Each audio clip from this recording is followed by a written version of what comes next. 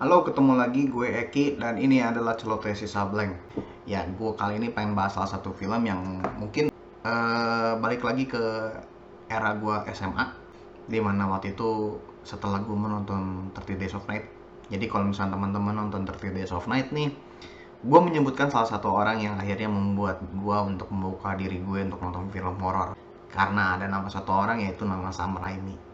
Dan di tahun 2008 Sam Raimi membuat film horor yang jujur kata gue itu underdog banget, bisa gue sebut sebagai underrated lah.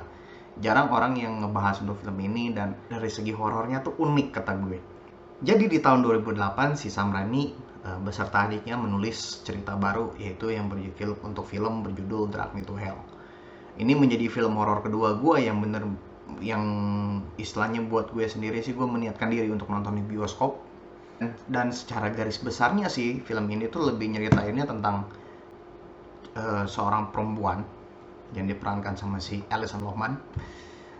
Jadi dia tuh menolak kredit rumah untuk salah satu orang wanita gypsy lah. Jadi si wanita gypsy ini ngajuin kredit tapi ditolak. Dan karena ditolak, wanita gypsy ini tersinggung dan akhirnya mengutuk si cewek ini kalau dia akan ditarik ke neraka dalam waktu 7 hari. Dan udah simpel seperti itu. Sisanya adalah lu akan diajakin tentang teror-teror yang dialami sama si cewek ini yang diperankan sama si Alison Lohman gitu. Durasinya bentar, 99 menit. Tapi percayalah, durasi 99 menit itu buat gue kerasa lama. Kerasa lama bukan karena ngebosenin, tapi banyak banget adegan-adegan jump scare yang udah nungguin di tiap menitnya.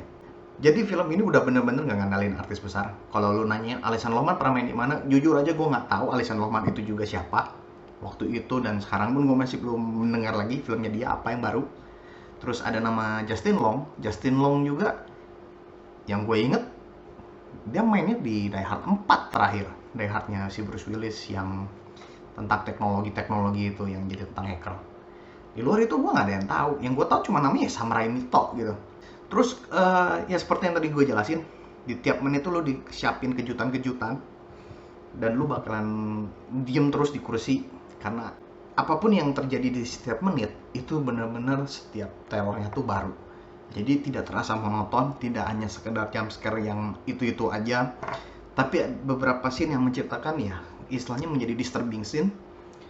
Ya kalau misalkan lu mungkin kalau ngerasa jijik, saran gue sih hindarin juga film ini. Tidak terlalu menggunakan darah. Ini film bener-bener less violence kata gue, tapi bener-bener ngandelin teror.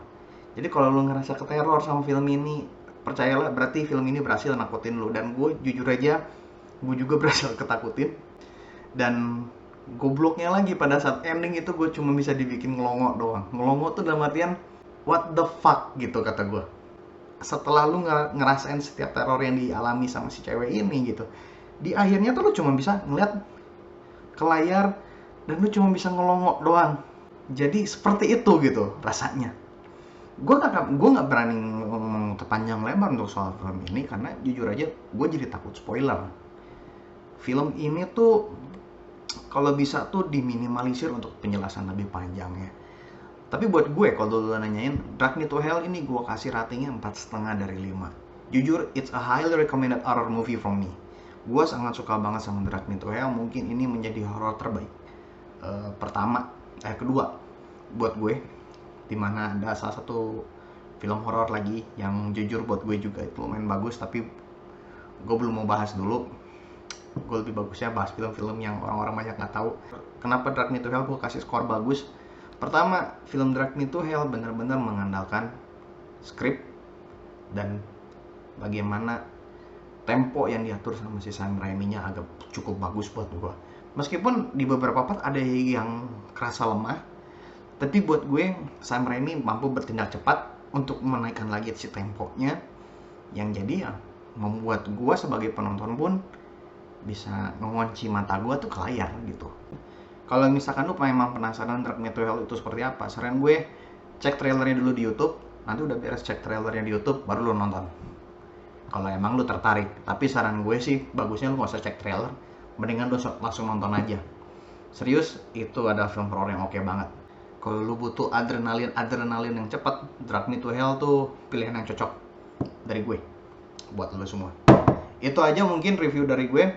Moga-moga lu menambah referensi film lagi, dan semoga kita bisa ketemu lagi di video gue berikutnya. Itu aja. I'll see you soon on my next movie review.